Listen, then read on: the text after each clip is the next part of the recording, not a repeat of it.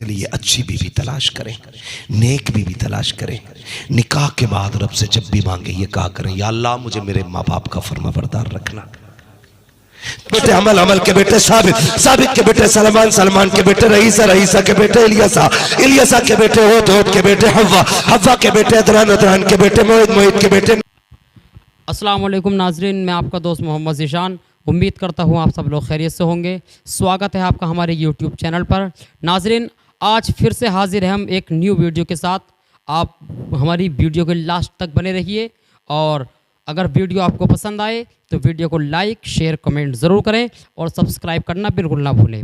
नाजरीन, आज हमारा जो टॉपिक है वो है मस्जिद अक्सा और पूरी दुनिया के मुसलमान।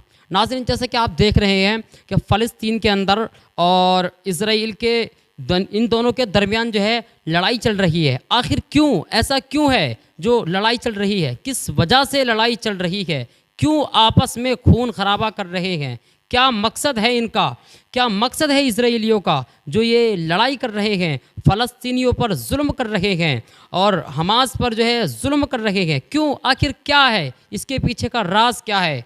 मस्जिद अक्सा, मस्जिद अक्सा पर जो है बहुत सारी बातें बन रही हैं, लेकिन कुछ मुसलमान ऐसे हैं जिनको मस्जिद अक्सा भी पता नहीं। क्या मस्जिद अक्सा क्या है? मस्जिद अक्सा को इतना बड़ा मकाम क्यों दिया गया है? नहीं, कोई बहुत सारे मुसलमान ऐसे हैं जो बेचारे, जिनको इस चीज़ का इल्म नहीं है, वो सही को गलत और गलत को सही कहते हुए नज़र आते हैं। अगर नाज़रीन आप हमारी वीडियो से जुड़े रहिए, छोटा सा बयान, एक मुख्तसर सा बयान मैं आपको सुनाऊंगा, जिसके अंदर जो फ़लस्तीन और इज़राइल के बीच जो लड़ाई चल रही है और ये यहूदी जो अपना जो है असली रंग दिखा रहे हैं, अपना गिरा हुआ जो ये रंग दिखा रहे हैं, ये सब आपके सामने इस स्क्रीन पर खुल कर के सामने आ जाएगा। नाज़रीन, आप वीडियो के साथ बने रहिए। अब मैं वीडियो को स्टार्ट करता हूँ। आप स्क्रीन पर देखिए मुफ्ती और समझिए, आप सब कुछ समझ जाएंगे। मस्जिद अक्सा क्या है, फ़लस्तीन और इज़राइल के बीच की लड़ाई क्या है। तो आइए वीडियो स्टार्ट करते हैं। आगे कभी उसके आगे सर सर सर, सर कुछ भी कहते बोल नहीं सकती। ये है तुम्हारा दिया हुआ हक। एक लड़की पहले तो आधा नंगा बदन लेके फ्लाइट में चढ़ेगी, उसके बाद कुत्ते वाली निगाहें उसकी तरफ उठती हैं, फिर 350 लोगों को राजी रखना है। तुम इसे इज्जत कहते हो। इस्लाम ने इज्जत इसको नहीं कहा। इस्लाम कहता घर में रह, 4 लोगों को इज्जत से रोटी खिला, मैं तेरे आंचल पे किसी की नजर नहीं पड़ने दूं। वाह वाह वाह, बहुत खूब, ये है इज्जत। वाह वाह, क्या बात है। मगर कितनी घटिया सोच है, 350 को पानी पिलाती रही, थकती नहीं है। घर में ससुर को रोटी देने में थक जाती है। जी जी जी जी, बहुत अच्छा पैगाम। सास के कपड़े धोने में थक जाती है, 350 की पलटियां साफ करती है, नहीं थकती। हाँ, बाप अगर थूकते घर में तो कहती नहीं, तेरे बाप की थूक तेरे बाप की खांसी नहीं देखी जाती। इसे इज्जत कहते हो? वो अंधेरा की भला था कि कदम राह पे थे, रोशनी लाई है मंजिल से बहुत दूर। हम बहुत दूर आ गए मंजिल से। जिंदगी अल्लाह तुम्हें तौफीक दे, वो शुरू हो तो बीवी को सबसे पहला सबक ये पढ़ाना, सीधी बात है। उससे ये कहना मेरे माँ बाप हैं, मेरा एक परिवार है, मेरे माँ बाप की कभी मुझसे शिकायत मत करना। सबसे पहला सबक ये पढ़ाना, कभी मेरे माँ बाप की मुझसे शिकायत मत करना। ये समझा दो। माँ बाप भी गौर से सुन लें, तुम भी ख्याल करना। सारे जितने लड़कों के बाप हैं, सबसे गुजारिश कर रहा हूं, अपनी बहू को अपने दर की कनीज ना समझना। उसे जानवर की तरह, घर में बैल की तरह मत घुमाना। अपनी बेटी गोद में बैठी है और बहू झाड़ू लगा, बहू पोछा लगा, बहू कप धो, बहू चाय बना, बहू खाना बना। यार, तेरी बेटी थक जाती है तो दूसरे की बेटी नहीं थकती होगी? दोनों बातें गौर की हैं। सिर्फ यही नहीं है कि बीवी पे हक है, तुम पे भी हुकूक है बहू के। लोग कहते हैं हमारी बहू तो हमें कभी अब्बा ही ना कहती। कभी तू उसे बेटी वाला प्यार दे ना, तभी तो अब्बा कहेगी। और सास फितरत में है उसकी लड़ाई। ओ माँ बाप को पता, माँ को सबसे ज्यादा गुस्सा किस बात का? जब मैंने पाला, कमाई ये खा रही है मेरे लल्ला की। ये मेन पॉइंट है माँ बाप सास और बहू के झगड़े का। अच्छा, कब्जा इसका हो गया, मुझसे ना पूछता, इससे बता के जा रहा कहां जा रही हूं, बेटा मेरा बताओ उसे रहा। यहां से माँ बाप नाराज होते हैं। माँ बाप से गुजारिश है, खुदा के वास्ते, ये उसका हक है अपना। वो माँ बाप छोड़ के आई है, तुम्हारा बेटा लेके नहीं गई है। घर छोड़ा गए, तुम्हारा घर लेके नहीं गई। बहनें छोड़ी है, किसी को लेके नहीं गई। यहां से परिवार छोड़ा गया यार। माँ छोड़ के आई है, उसे एक माँ चाहिए। बाप छोड़ा, उसे एक बाप चाहिए। बहनें छोड़िए, उसे बहनें चाहिए। जब तुम्हारे घर में आए, अगर उससे कब टूट जाए ना, कभी ये मत कहना तेरे बाप ने दिया था हराम का जो तोड़ दिया। अगर उससे धोखे से कुछ टूट भी जाए तो ऐसे ही जैसे तेरी बेटी से नुकसान होता था, तू कहता था कोई बात नहीं आ जाएगा। बहू से टूट जाए, कहते बेटी कोई बात नहीं, अल्लाह फिर दे देगा। ये लहजे बहू के लिए भी इस्तेमाल करो। अगर उससे दूध गिर जाए, खाना जल जाए, नमक तेज हो जाए, कम रह जाए, कभी उसको मैके का दाना मत दे।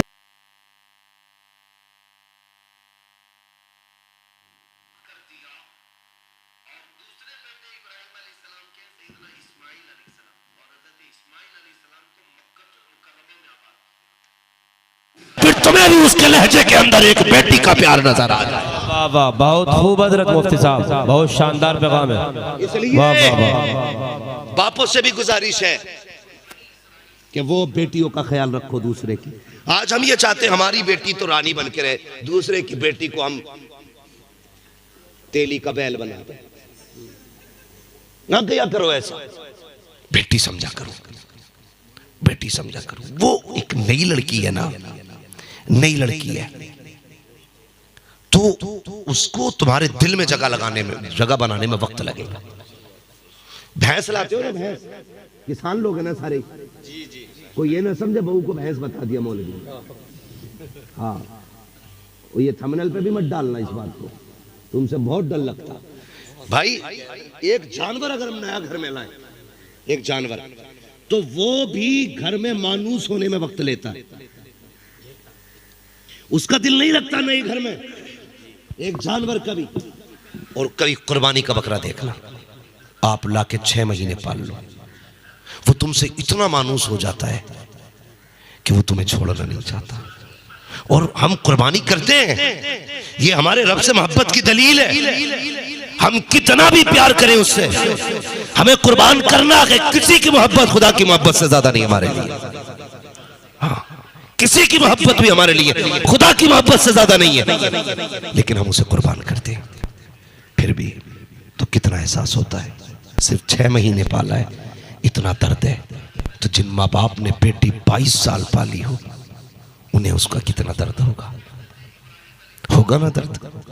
तो जिस तरह अपनी बेटी का ख्याल करते हो, इसी तरह दूसरे की बेटी का ख्याल करना है। दूसरे की बेटी का ख्याल करना है। ये बात हो गई। तो एक तो ये कि बहुओं को ससुराल में कैसे रहना है, ससुराल वालों को बहू के साथ क्या करना है। बस आखिरी बात, वक्त भी पूरा हो चला है। मैं बस इतना कहना चाहूंगा, मियां बीवी के साथ एक दूसरे का ताल्लुक कैसा होना चाहिए। हम इस बात को मर्दानगी समझते हैं कि मेरी बीवी मेरे सामने बैठ नहीं सकती। हाँ, इसे अपनी मर्दानगी का हिस्सा समझते हैं हम। बोल नहीं सकती, घर में आता हूं तो यूं कांपती है जैसे कसाई को देख के बकरी कांपती है। इसे हम कहते हैं अखलाक का, हमारी मर्दानगी का एक हिस्सा। मेरे हुजूर ने फरमाया, तुम में सबसे अच्छा वो है जिसके मामलात अपनी बीवियों से सबसे अच्छे हैं। वो फरमाया, तुम सबसे अच्छे मेरी अहलो अयाल के साथ मेरे मामलात हैं। बेहतर वो इंसान नहीं जिसकी बीवी कांपती हो, बेहतर वो इंसान है जिसकी बीवी जिससे सबसे ज्यादा मोहब्बत करती हो, और जो अपनी बीवी से सबसे ज्यादा मोहब्बत करता हो। हमारा मिजाज क्या है, बस आखिरी बात है, वही समझाने लगा। क्या बात है, वक्त ज्यादा तो नहीं हुआ बाबा है? हाँ, अगर वक्त ज्यादा हो गया हो तो बता दिया जाए। नहीं, भरपूर तो आखिर का नंबर है। वो वाले आखिर क्या, तो साके ही रहते हैं, फिर फाके ही रहते हैं। ठीक है, बस मेरी बात सुन ले। तो हम लोग कहते हैं मेरी बीवी मेरी फर्मा बरदार नहीं है। सीधी सी बात है, सिर्फ आपको एक काम करना है, सिर्फ एक काम। कहो तो माइक में बताऊं या माइक से हट के बताऊं? माइक में ही बता दूं ताकि हर किसी तक आवाज पहुंचे। सिर्फ एक काम करना है, आपको अपनी बीवी को खुश रखना है, बस। फिर जो चाहो उससे करा लो। वो तुम्हारे पैर की जूती भी बनेगी, तुम्हारे जख्म भी चाटेगी, हाँ, तुम्हारे तलवों को जीभ से चाटेगी। शर्त इतना है, इतनी शर्त है कि सिर्फ उसको राजी रखना है। और औरत को राजी रखना कोई बड़ी बात नहीं है, सिर्फ इतनी बात है कि उससे मोहब्बत से पेश आना है, सिर्फ मोहब्बत से पेश आना है। मत दो उसे 10 लाख का जेवर, मत दो उसको 20 लाख का कोई गले का हार, मत दो उसको बेहतरीन गाड़ी आलीशान बिल्डिंग, सिर्फ उसे 2 बातें प्यार की दे दो, 2 बोल प्यार के। कुछ मत करो यार, शाम को आओ, बस इतना कह दो बहुत थकी लग रही है। कभी उसके काम में ऐब ना निकालना, क्योंकि औरत अपनी मर्जी से कोई ऐब नहीं छोड़ती है, कोशिश करती है। जब तुम वो खाना बना के देगी तो वो ये चाहती है कि तुम बस 2 जुमले ये कह दो, बहुत अच्छा है, सिर्फ इतना करना है। लेकिन हम ठहरे मर्द। नमक किसने डाला था? मिर्चें कहां से आई हैं? क्या फॉर्चून में बनाया कि तेल में? ये हमारे लहजे। कभी कच्ची पक्की खा के भी मुस्कुरा के कहते बहुत अच्छा बना है, फिर देख तेरा घर जन्नत ना बन जाए तो मेरा गरेबान पकड़ लेना। कोई तावीज की जरूरत नहीं पड़ेगी,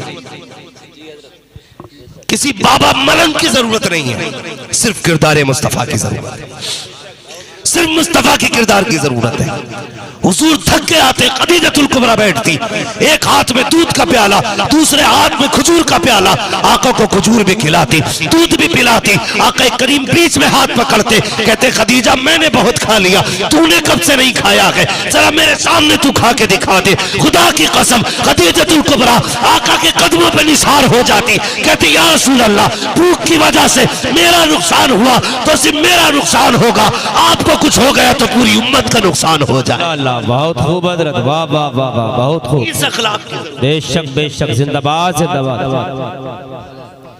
क्या बात है हजरत? हम खा तो नाराज हो रहे होंगे कि पता नहीं मौलवी अगले मिनट में कहीं पांव दबाने ना कह दे। अखलाक मुस्तफा घर में लाओ। और याद रखना, मैं फाइनल बात कह देता हूं, सुख कभी भी पैसे से नहीं मिलता, सुख कभी दौलत से नहीं मिलता। कितना कर सकते हो, पैसे से अच्छा बिस्तर खरीद सकते हो, नींद नहीं। हाँ, पैसे से अच्छा बिस्तर खरीद सकते हो, नींद नहीं। नींद रब के करम से आती है। अगर ज्यादा पैसे वालों को नींद आया करती तो फिर गरीब तो कभी सोता ही नहीं। लेकिन याद रखना, फुटपाथ पे सो जाते हैं अखबार बिछाकर, मजदूर कभी नींद की गोली नहीं खाते, इसलिए कि अल्लाह उन्हें नींद देता है। जितनी मार्केट में नींद की दवा बिकती है, ये सारे अमीर खा के सोते हैं, कोई गरीब कभी नींद की दवा नहीं खाता है। लोग कहते हैं बिस्तर पे नींद आती है, चल मेरे साथ मुरादाबाद के पत्थर तोड़ने वालों को पत्थर पे लेट के सोता दिखाऊंगा, जमीन खोदने वाले को खेत में सोता दिखाऊंगा, हाँ चल मेरे साथ खेत काटने वाले को मेंढ पे लेटा दिखाऊंगा, और कितने अमीरों को रात में कुत्ता लेके रोड पे घूमता दिखाऊंगा। मसीहत कहती है लोगों के हक मार के अमीर बना के देख, तुझे कुत्तों के साथ सड़कों पे घुमा रहा। वाह वाह वाह, बहुत खूब हजरत, क्या शानदार पैगाम है हजरत, वाह वाह वाह वाह, बहुत खूब हजरत, जिंदाबाद जिंदाबाद। क्या बात है मुफ्ती साहब, वाह वाह वाह, माशाअल्लाह, अल्लाह सलामत रखे, वाह वाह वाह, माशाअल्लाह, बहुत खूब हजरत, जिंदाबाद। रहमतें लेके आइए, खुदा की रहमतें लेके आइए। जब घर में खुदा की रहमतें आती है तो फिर नींद भी अच्छी आएगी, चैन से सोओगे, घर जन्नत बनेगा। मुफ्ती मोहम्मद हुसैन संभली फरमाया करते थे, आप फरमाया करते थे, बहुत बड़े आलिम हमारी जमात के गुजरे, मुफ्ती मोहम्मद हुसैन संभली। तवज्जो है बेटे, अल्लाह सलामत रखे, गौर से सुनो बेटे, काम आने वाली बात है। मुफ्ती मोहम्मद हुसैन संभली फरमाया करते थे, आप कहा करते थे कि औरत अगर अच्छी हो तो जन्नत की चिड़िया है, और बीवी अगर गलत मिल जाए तो फिर जहन्नम का कौवा है, चैन से रहने नहीं देगी। इसलिए अच्छी बीवी तलाश करें, नेक बीवी तलाश करें। निकाह के बाद रब से जब भी मांगे ये कहा करें, या अल्लाह मुझे मेरे माँ बाप का फर्माबरदार रखना। शादी के बाद तुम्हारे लिए सबसे जरूरी काम है अपने परिवार को साथ रखना, अपनी फैमिली को साथ रखना। पैसे देख के बेटा कहने वाले 1000 मिलेंगे, लेकिन फ्री में दुआएं देने वाले सिर्फ माँ बाप होते हैं, सिर्फ माँ बाप होते हैं। बहुत खूब हजरत। तुम्हारे बिना लालच में तुम्हारे हक में हाथ उठाने वाले सिर्फ माँ बाप होते हैं। गलत नहीं कह रहा हूं। ईद के दिन गले मिलके भाई कहने वाले बहुत मिलेंगे, लेकिन तेरे सीने की गोली अपने सीने पे लेने वाला सिर्फ सगा भाई होता है, कोई नहीं होगा। इसलिए कोशिश करना अपनों को न छोड़ना। एक परिवार, एक फैमिली मेरे हुजूर ने सारे चला के दिखाए। एक एक लम्हा जिंदगी का हुजूर ने हमें जीना, कैसे जिंदगी गुजारनी है, सब सिखाया, सब सिखाया है। घर में सुकून पैदा करें, घर में आराम पैदा करें, माँ बाप की कदर करें, इज्जत करें। कभी बुढ़ापे में इनके मसूड़े हो जाए, दांत खत्म हो जाए, बीवी से अगर ये ताज़ा रोटी मांगे उससे कहना चुपचाप दे दे। इनकी खुराक कितनी है बुढ़ापे में? 1 रोटी, आधी रोटी। ये ताज़ा इसलिए नहीं मांगते कि इनके शौक है, ताज़ा इसलिए मांगते कि मजबूरी होती है इनकी। बूढ़ा बाप कहता है ना मुझे ताज़ी रोटी दे खिलवा दिया कर, तो बहू कहती है अपनी जवानी में तुमने बहुत खाई है ताज़ी रोटी, परेशान करना चाहते हो खाली बहू को ना। वो इसलिए नहीं मांग रहा, उसका शौक है। वो उसने ताज़ी रोटी इसलिए मांगी कि बासी रोटी उसके मसूड़ों से कटती नहीं है, ठंडी रोटी काट नहीं पाता वो। जब जवानी थी तो लोहे के चने चाप गया, इस ठंडी और गर्म रोटी की तो बात ही क्या थी। आज उसे ताज़ा रोटी की जरूरत है। मामूल बना लो, घर की पहले रोटी अपने माँ बाप को दिया करो, उसके बाद अपने बीवी बच्चों को खिलाया करो। पहला लुकमा अगर माँ बाप के मुंह में जाएगा, अल्लाह इतनी बरकतें देगा कि तुमसे संभाली नहीं जाएगी। कभी ये मत सोचना माँ बाप पे लुटाने से गरीबी आती। खुदा की कसम, माँ बाप पे लुटाने से गरीबी नहीं आती, बल्कि अमीरी आया करती है। भाई दानिश का कल निकाह है, अल्लाह इनकी उम्र में बरकतें करे, अल्लाह इनकी ज़िंदगी में बरकतें अता फरमाए। अल्लाह ताला इनकी शरीक हयात को इनकी शरीक रंजो अलम और खुशियाँ बनाए। मौला करीम हम सब के परिवार में बेपना बरकतें अता फरमाए। भाई शजरे का मसला बड़ा लंबा